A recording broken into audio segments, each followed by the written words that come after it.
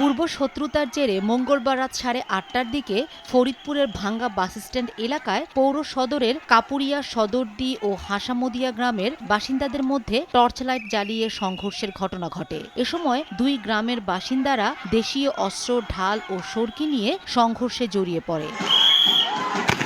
ঘণ্টাব্যাপী চলা সংঘর্ষে ঢাকা খুলনা ও ঢাকা বরিশাল মহাসড়কের যান চলাচল বন্ধ হয়ে যায়। এ সময় বাসস্ট্যান্ড এলাকায় 10টি দোকানে হামলা ও ভাঙচুর করা হয়। সংঘর্ষে উভয় পক্ষের অন্তত 15 ব্যক্তি আহত হন।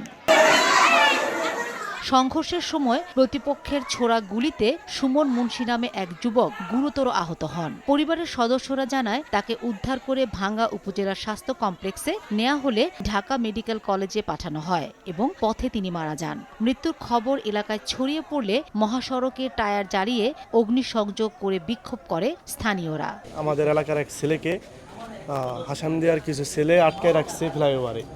আটকে রাখার পরে তাকে অনেক মারধর করা হয়েছে।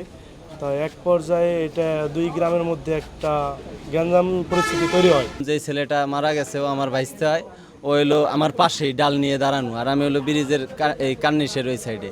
ওই টাইমে একটা গুলি এসে ওর এদিক দিয়ে ঢুকে ওই পিছন দিয়ে বের হয়ে গেছে।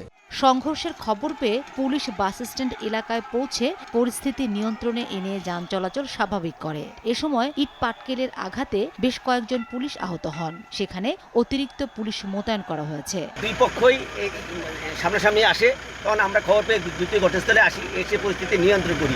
অভিযোগের প্রেক্ষিতে পরবর্তী আইনগত যে করণীয় বিষয়গুলো আমরা নির্ধারণ করি। নিহত সুমন মুন্সি উপজেলার কাপুরিয়া সারদি গ্রামের মিলন মুন্সির ছেলে। সময় সংবাদ, ফরিদপুর।